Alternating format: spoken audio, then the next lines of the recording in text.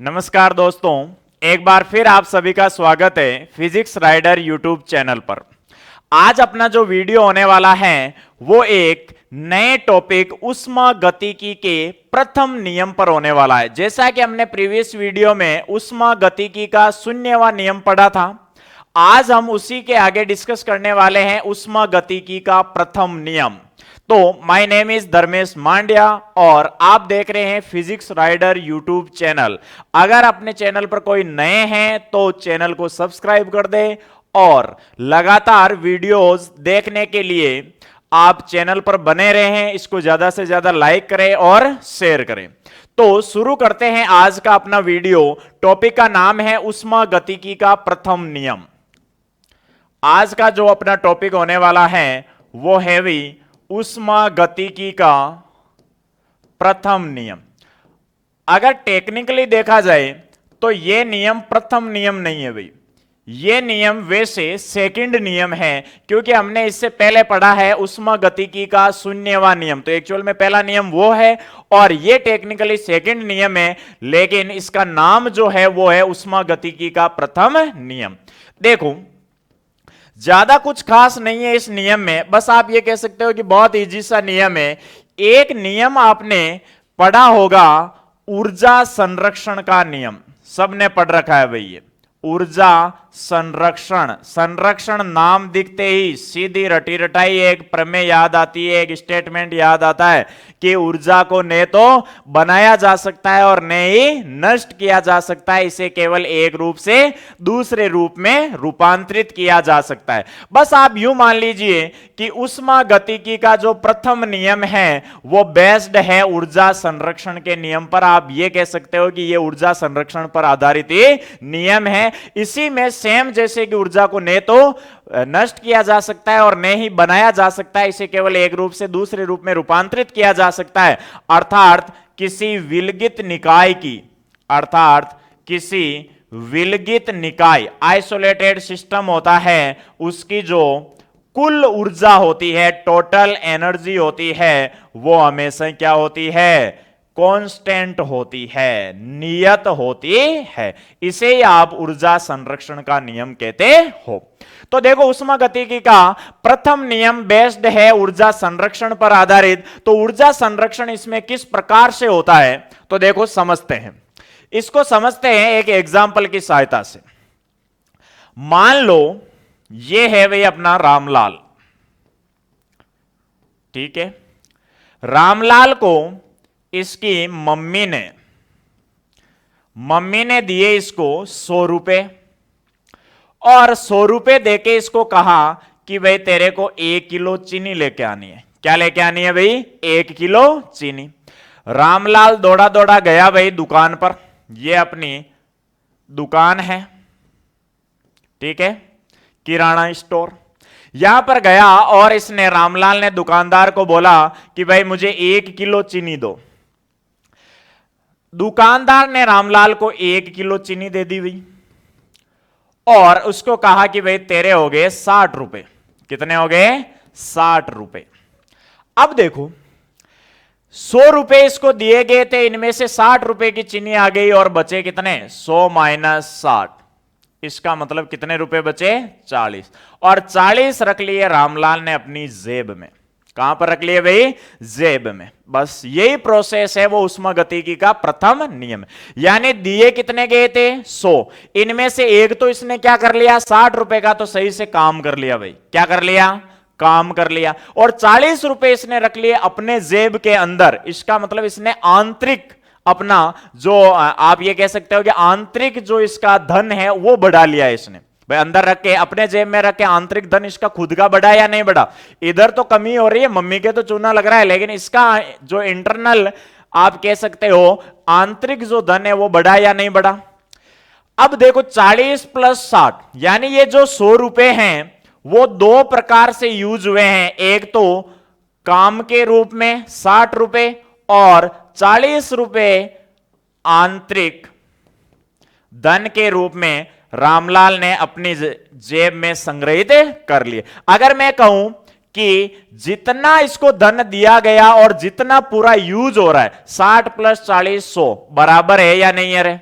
बराबर है। इसका मतलब यह हुआ कि धन तो संग्रहित है, लेकिन उस धन का उपयोग अलग अलग तरीकों से हुआ है कि एक तो चलो 60 रुपए तो काम में आ गए और 40 रुपए उसने अपना आंतरिक जो धन है वो बढ़ा लिया है। सेम ऐसे ही होता है ऊष्मागतिकी का प्रथम नियम। इसको हम समझते हैं कि मान लो आपके पास एक ऊष्मागतिकीय निकाय है, ये मान लो एक ऊष्मागतिकीय निकाय है और इसके अंदर भरी हुई है वही गैस। क्या भरी हुई है? गैस। ये गैस भरी हुई है और यहां पर लगा हुआ है एक पिस्टन। क्या लगा हुआ है? एक पिस्टन लगा हुआ है। इसको अलग कलर से बनाते हैं। यहां पे लगा हुआ है एक पिस्टन। पिस्टन तो जानते होंगे, ये एक पिस्टन लगा हुआ है भाई यहां पे। अब देखो, मान लो इस ऊष्मागतिकीय निकाय को हीट दी जाए, यानी ऊष्मा दी गई भाई। आपको पता है जैसे इसको ऊष्मा दोगे तो यहां पर जो इस हीट जो गैस है इसके जो अणु होंगे उनका ताप बढ़ेगा या नहीं बढ़ेगा? हीट दोगे तो टेम्परेचर बढ़ेगा। टेम्परेचर बढ़ेगा तो इनकी गतिज ऊर्जा बढ़ेगी या नहीं बढ़ेगी? ये आप सब जानते हो कि गैस का अगर ताप बढ़ाया जाए तो गैस के अणुओं की गतिज ऊर्जा बढ़ती है। गतिज ऊर्जा बढ़ेगी तो ये जोर जोर से कंपन करने लगेंगे या आपस में कोलिजन करने लगेंगे। जोर जोर से कंपन करेंगे तो ये कहीं ना कहीं एक फोर्स लगाएंगे इस पिस्टन पर, एक फोर्स लगाएंगे जिसको आप ऊष्मागतिकीय बल भी कह सकते हो, ऊष्मागतिकीय बल कह सकते हो। और ध्यान रहे, एक आपकी जानकारी के लिए बता देता हूं, जो थर्मोडायनेमिक फोर्स होता है, ऊष्मागतिकीय बल होता है, ये वही आपके असंरक्षी बल होता है। कैसा होता है? असंरक्षी बल होता है, नॉन कंजर्वेटिव फोर्स होता है। इसी कारण कंप्लीट एक साइकिल में किया गया कार्य जीरो नहीं होता है। अब देखो, जैसे ये इस पर फोर्स अप्लाई करेगा तो आपको पता है कि ये जो पिस्टन है वो यहां से मान लो इस स्थिति पर आ जाएगा, ऊपर की ओर विस्थापित हो जाएगा या नहीं हो जाएगा? और मान लो dx विस्थापित हो गया। अब मुझे यह बताओ, फोर्स के इफेक्ट में पिस्टन विस्थापित हो रहा है तो फोर्स इंटू डिस्प्लेसमेंट क्या आता है रे? कार्य हुआ या नहीं हुआ? यानी आप इनडायरेक्टली यह कह सकते हो कि जैसे आपने इस ऊष्मागतिकीय निकाय को ऊष्मा दी तो इस पिस्टन पर गैस के अणुओं द्वारा एक बल आरोपित हुआ जिससे जो पिस्टन है वो विस्थापित हो गया। इसका मतलब यह हुआ कि हीट देने पर आपने क्या किया? कार्य किया। क्या किया? कार्य। अब बात यहां पर यह आती है कि क्या जितनी हीट दोगे उस हीट के समतुल्य कार्य किया जाता है क्या? नहीं, कंप्लीट कार्य कभी नहीं होता है। अगर आप इसको मान लो 100 जूल हीट देते हो, 100 जूल हीट, ये जैसे गैस के अणुओं के पास ये हीट पहुंचेगी तो गैस के अणु क्या करेंगे? सम पार्ट ऑफ हीट, ऊष्मा का कुछ भाग अपनी आंतरिक ऊर्जा के रूप में संग्रहित कर लेते हैं। किस रूप में? आंतरिक ऊर्जा के रूप में रख लेते हैं। जैसे रामलाल ने 40 रुपए रखे थे ना अपने पास, वैसे गैस के अणु अपनी इंटरनल एनर्जी, आंतरिक ऊर्जा के रूप में इस हीट का कुछ भाग अपने पास रख लेते हैं और शेष भाग ये कहां पर दे देते हैं? कार्य करने में यूज कर लेते हैं। इसका मतलब यह हुआ कि जितनी आपने हीट दी उसका यूज तो हो रहा है। हो सकता है कि अलग अलग तरीके से हो, कि कुछ पार्ट है वो आंतरिक ऊर्जा के रूप में और शेष पार्ट है वो कार्य के रूप में। लेकिन क्या कहीं पे भी आपके द्वारा दी गई हीट ज्यादा अपने आप हो रही है या कहीं नष्ट हो रही है क्या? नहीं, बिल्कुल भी नहीं होगी। दी गई हीट दो प्रकार से यूज होगी, एक तो आंतरिक ऊर्जा में और एक कार्य के रूप में। और इसी को समझाता है, या आप ये कह सकते हो कि यही ऊष्मागतिकी का प्रथम नियम है। बस इसे स्टेटमेंट के रूप में अगर हम लिखें तो ऊष्मागतिकी का प्रथम नियम क्या है? किसी निकाय को दी गई ऊष्मा, किसी निकाय को दी गई ऊष्मा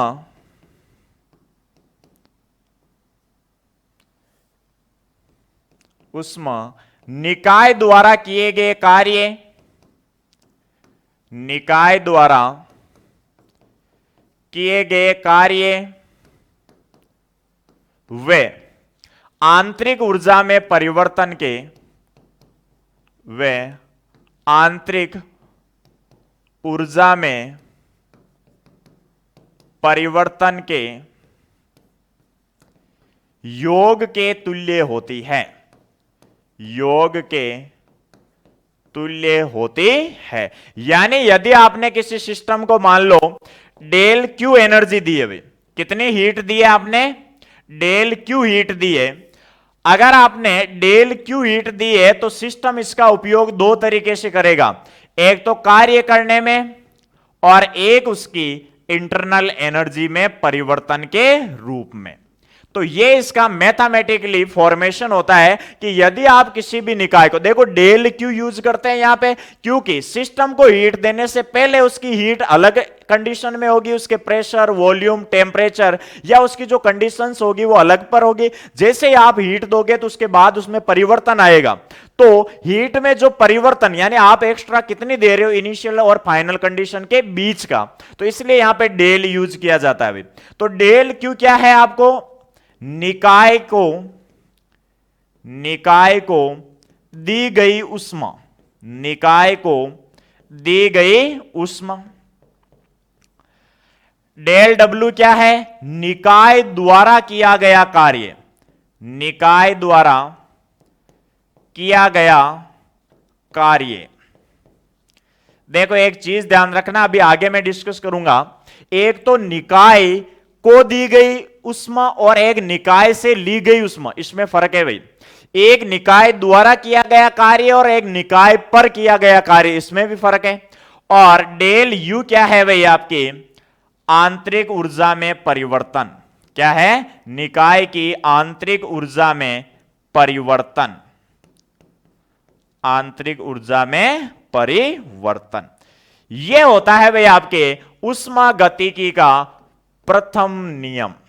यानी किसी भी ऊष्मागतिकीय निकाय को दी गई ऊष्मा है वो दो रूप में काम में ली जाती है, एक तो किए गए कार्य के द्वारा जो निकाय द्वारा किया जाएगा उसके रूप में, और दूसरा उसकी आंतरिक ऊर्जा में परिवर्तन के रूप में यूज होती है। अगर आप मान लो 100 जूल हीट दे रहे हो किसी सिस्टम को, तो मान लो 60 जूल के रूप में तो कार्य हो गया, और बचा जो 40 जूल है वो किस रूप में, आंतरिक ऊर्जा के रूप में संचित हो जाता है। तो देखो इधर भी 100 जूल और इधर भी क्या आएगा, 100 जूल। तो इसका मतलब ऊर्जा हमेशा क्या रहेगी, ऊष्मागतिकीय निकाय की कुल ऊर्जा सदैव संरक्षित रहेगी।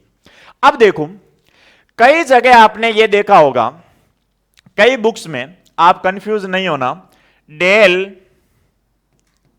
क्यू बराबर डेल डब्ल्यू प्लस, इसको डी यू रूप में दिया जाता है। आपने कई बुक्स में आप देखोगे कि ये तो डेल फॉर्म में होते हैं और ये डी यू फॉर्म में होता है। तो देखो घबराने की बिल्कुल भी जरूरत नहीं है, उन घबराना नहीं है भाई, बिल्कुल भी। देखो डी यू के रूप में इनका अगर देखा जाए ना तो इनडायरेक्टली मीन एक ही होता है, बस कुछ चीजों का फर्क है। तो देखो कुछ मैं इंपॉर्टेंट पॉइंट्स बता रहा हूं आपको। फर्स्ट लॉ से रिलेटेड जो किया गया कार्य और दी गई ऊष्मा होती है, ये दोनों ही जो होते हैं वो होते हैं भाई पाथ डिपेंडेड। क्या होते हैं, पाथ डिपेंडेड होते हैं। इसका मतलब पथ पर निर्भर करते हैं। किस पर निर्भर करते हैं, पथ पर निर्भर करते हैं। यानी किया गया कार्य और डेल क्यू दोनों ही पथ पर निर्भर करते हैं। अभी मैंने जस्ट ये बताया है कि ऊष्मागतिकीय निकाय में किया गया कार्य जिस बल के प्रभाव में होता है, जिसको आप ऊष्मागतिकीय बल कह सकते हैं, वो असंरक्षी बल होता है, और असंरक्षी बल द्वारा किया गया कार्य सदैव पथ पर निर्भर करता है। इसका मतलब डेल डब्ल्यू और डेल क्यू ये दोनों ही पाथ डिपेंडेंट है भाई, पथ पर निर्भर करते हैं कि गैस एक अवस्था से दूसरी अवस्था में परिवर्तित हो रही है तो वो किस पथ से हो रही है, ये डिपेंड करेगा डेल डब्ल्यू और डेल क्यू की वैल्यू के लिए। बट डेल यू जो आंतरिक ऊर्जा में परिवर्तन है ये पाथ इंडिपेंडेंट है भाई, पाथ इंडिपेंडेंट, यानी पथ पर निर्भर नहीं करता है, पथ पर निर्भर नहीं करते हैं। यह आपको इंपॉर्टेंट पॉइंट है भाई, ध्यान रखना कि डेल डब्ल्यू और डेल क्यू पाथ डिपेंडेंट है, पथ पर निर्भर करेंगे, लेकिन डेल यू आंतरिक ऊर्जा में परिवर्तन है, वो पथ पर निर्भर नहीं करता है। तो किस चीज पर निर्भर करेगा? प्रारंभिक स्थिति व अंतिम स्थिति पर निर्भर करती है भाई, अंतिम स्थिति पर निर्भर करती है। और अगर कोई भी राशि प्रारंभिक स्थिति और अंतिम स्थिति पर निर्भर करती है तो आप उसको एक नाम देते हो कि यह एक स्थिति फलन है। कैसा फलन है? स्थिति फलन, या आप उसको बिंदु फलन के रूप में भी ले सकते हो। कई बार क्या होता है, लैंग्वेज के फॉर्म में क्वेश्चन आता है तो ऐसे शब्द आपको कंफ्यूज कर देते हैं। तो आंतरिक ऊर्जा जो होती है वो भाई आपके स्थिति फलन होती है या बिंदु फलन होती है, अर्थात ये प्रारंभिक स्थिति यानी प्रोसेस कहां से स्टार्ट हो रही है और कहां पर खत्म हो रही है, इन पर डिपेंड करती है। प्रारंभिक स्थिति और अंतिम स्थिति ये पथ पर निर्भर नहीं करती है, बट डेल डब्ल्यू और डेल क्यू ये दोनों ही पथ पर निर्भर करते हैं। इसीलिए ये पाथ से इंडिपेंडेंट होती है, इसलिए ये केवल इनिशियल और फाइनल पर ही डिपेंड करती है, इसलिए इसको डी यू के फॉर्म में लिखा जाता है। और ये अलग अलग पाथ के लिए अलग अलग होती है तो इनको डेल के फॉर्म में लिखा जाता है। कई जगह आप ये देखोगे, बाकी इसका भी मतलब सेम वही है, डेल क्यू बराबर del W plus del U, value में कोई चेंज नहीं है, बस एक रिप्रेजेंटेशन का तरीका अलग है। यहां तक सबके क्लियर है भाई। अब बात यह आती है कि सर हमें अगर फर्स्ट लॉ लगाना है, थर्मोडायनेमिक्स का फर्स्ट लॉ लगाना है, तो यह किस प्रकार से लगेगा? तो देखो, इसके लिए फर्स्ट लॉ को अगर आपको लगाना है तो सबसे पहले कुछ मेन पॉइंट मैं आपको बताना चाह रहा हूं। इसके लिए एक चिन्ह परिपाटी काम में लेनी है भाई। आपको क्या काम में लेनी है? एक चिन्ह परिपाटी। अगर आपको यह चिन्ह परिपाटी पता है तो इसका मतलब आप थर्मोडायनेमिक्स का फर्स्ट लॉ आंखें बंद करके भी लगा सकते हो। मेन पॉइंट है, देखो क्या है। पहला आपको देखना है कि आपके पास तीन राशियां भाई, डेल क्यू बराबर del W plus del U. इन तीनों राशियों के लिए चिन्ह परिपाटी आपको यूज करना है कि कौन सा कब प्लस होगा और कौन सा कब माइनस होगा। सबसे पहले बात करते हैं डेल क्यू की। किसकी बात कर रहे हैं वे? डेल क्यू की। यदि निकाय को ऊष्मा दी जाए, यदि निकाय को ऊष्मा दी जाए, ध्यान से देखना भाई पॉइंट, निकाय को आप खुद ऊष्मा दो तो जो डेल क्यू होगा ना वो कैसा लेना है आपको? पॉजिटिव। कैसा लेना है भाई? पॉजिटिव। पहला पॉइंट ध्यान रखना। यदि आप खुद से निकाय को बाहर से ऊष्मा दे रहे हो उसको, तो उस कंडीशन में दी गई ऊष्मा है उसको क्या लेना है भाई? पॉजिटिव। और दूसरा, यदि निकाय से ऊष्मा ली जाती है, निकाय से ऊष्मा ली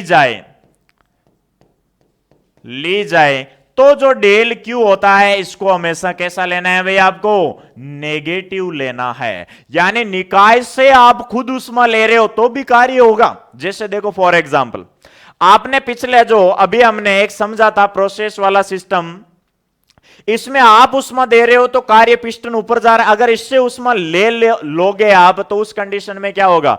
पिस्टन डाउन होगा या नहीं होगा रे? तो उस कंडीशन में भी तो यह आपको ध्यान रखना है कि यदि निकाय से ऊष्मा निकाय को दी जाए तब तो पॉजिटिव, निकाय से ली जाए तो क्या होगा भाई? नेगेटिव होगा।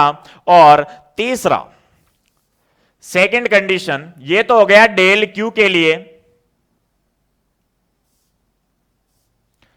अब देखते हैं सेकंड, डेल डब्ल्यू, यानी किया गया कार्य कब पॉजिटिव होगा और कब नेगेटिव। तो देखो ध्यान रखना है, निकाय द्वारा कार्य किया जाए, निकाय द्वारा कार्य किया जाए तो जो डेल डब्ल्यू होगा वो हमेशा पॉजिटिव होगा भाई। कैसा होगा? पॉजिटिव होगा। ये पहला पॉइंट। यानी यदि निकाय खुद काम कर रहा है तो उस कंडीशन में निकाय द्वारा जो कार्य होता है वो हमेशा कैसा होता है?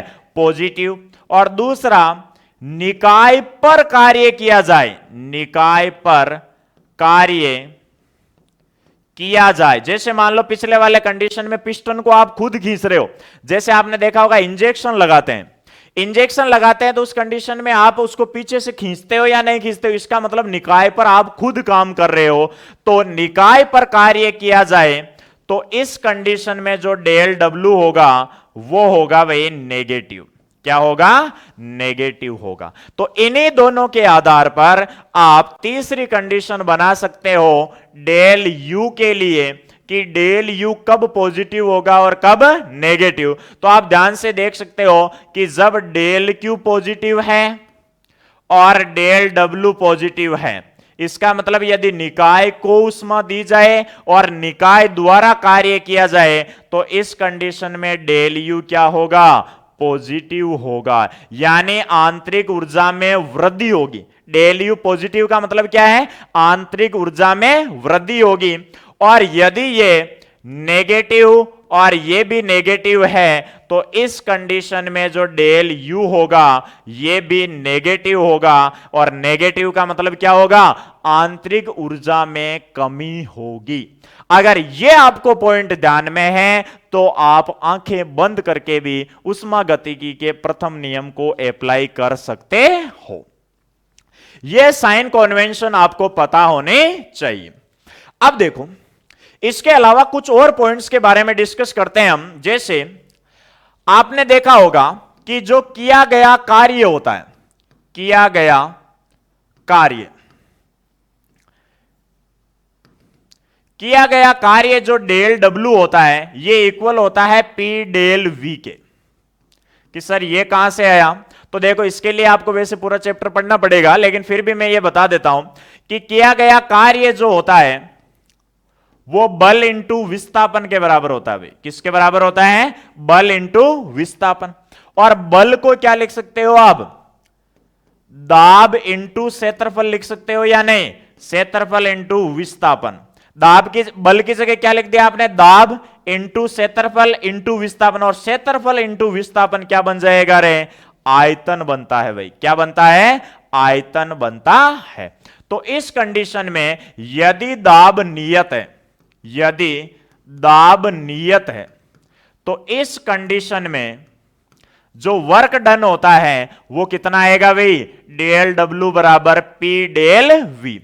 और यदि पी नियत नहीं है अर्थात परिवर्ती है, पी नियत नहीं है, तो आपने वर्क डन का फॉर्मूला पढ़ा होगा, पी डीवी का इंटीग्रेशन कर दो। क्या कर दो भाई? पी डीवी का, यानी पी का डीवी के रेस्पेक्ट में क्या कर दोगे? इंटीग्रेशन कर दोगे, तो आपको वर्क डन मिल जाता है। अब देखो, जो चीज मैं समझाना चाह रहा हूं वो ये कि अभी हमने पीछे पॉइंट पढ़ा था कि वर्क और जो हीट होती है, कार्य और ऊष्मा होती है, ये पथ पर निर्भर करते हैं, लेकिन इंटरनल एनर्जी पथ पर निर्भर नहीं करती है। अब देखो, जो कार्य होता है वो पीडीवी, आपको पता है किसी भी एक राशि का दूसरे के सापेक्ष इंटीग्रेशन कहीं पे भी होता है और उनके बीच में ग्राफ बनाया जाता है, तो उस ग्राफ का जो क्षेत्रफल होता है वो उस राशि के बराबर होता है जिसको इंटीग्रेशन से प्राप्त किया जाता है। यानी यदि मैं एक तरफ इस तरफ ले रहा हूं भाई वॉल्यूम यानी आयतन, और इस तरफ ले रहा हूं प्रेशर, दाब। मान लो यहां पर कोई इनिशियल पॉइंट आई है और यहां पर कोई पॉइंट है फाइनल। अब निकाय पर कार्य किया जा रहा है, इसको हीट दी जा रही है। मान लो एक रास्ता आपने चुना, फर्स्ट प्रोसेस इस तरीके से की गई है, पहली जो प्रोसेस है वो इस रास्ते से की गई है फर्स्ट। सेकंड में लेता हूं, जैसे मान लो सीधी की गई है यहां पे सेकंड, और थर्ड में ले रहा हूं कि निकाय पर जो कार्य हो रहा है वो इस तरीके से हो रहा है, इस रास्ते से हो रहा है, ये ओरिजिन हो जाएगा। अगर मैं इसमें आपसे पूछूं कि बताओ क्या प्रत्येक स्थिति में जो किया गया कार्य होगा, क्या किया गया कार्य है वो प्रत्येक स्थिति में सेम होगा या अलग अलग होगा? तो आप ये कहोगे कि सर अभी आपने ये बताया है कि किया गया कार्य पथ पर निर्भर करता है, इसका मतलब प्रत्येक पथ के लिए क्या होगा, किया गया कार्य अलग अलग होगा। चलो ठीक है, मान लिया अलग अलग। अब मुझे इसमें से देख के ये बताओ कि किसके लिए किया गया कार्य ज्यादा होगा, फर्स्ट के लिए, सेकंड के लिए या थर्ड के लिए। तो आप ये कहोगे कि सर इस फॉर्मूले से हमें पता है कि किया गया कार्य इंटीग्रेशन से आ रहा है, और इंटीग्रेशन में जब इन दो राशियों के बीच में ग्राफ बनाओगे तो उस ग्राफ का क्षेत्रफल किसके बराबर होगा, वर्क डन के बराबर होगा। तो मेरे लाडलों, इसमें से देख के ये बताओ कि इन तीनों कंडीशन में एरिया ज्यादा किसका बनेगा। तो देखो, अगर मैं इसका एरिया बनाऊं तो इतना सा बनेगा, इसका बनाओगे तो, और इसका फर्स्ट नंबर वाले का सबसे ज्यादा एरिया यूज हो रहा है या नहीं हो रहा है, इसका मतलब कार्य भी पहले पथ के लिए सबसे ज्यादा करना पड़ेगा। तो मैं लिख सकता हूं W1 is greater than W2 is greater than W3। क्या यह चीज समझ में आई, क्लियर है भाई। यानी पहले पथ का एरिया सबसे ज्यादा तो किया गया कार्य ज्यादा, दूसरे का उससे कम, फिर तीसरे का सबसे कम। अब अगर आपसे पूछा जाए कि उष्मा का क्या लफड़ा है भाई, उष्मा ही बता दो, तो आप ये कहोगे क्या प्रत्येक स्थिति के लिए उष्मा समान होगी क्या, तो आप कहोगे नहीं। क्यों नहीं भाई, क्योंकि उष्मा भी जैसे कार्य के पीछे ही क्या है, उष्मा है, जैसा कार्य वैसी ही उष्मा, या जैसी उष्मा वैसा कार्य।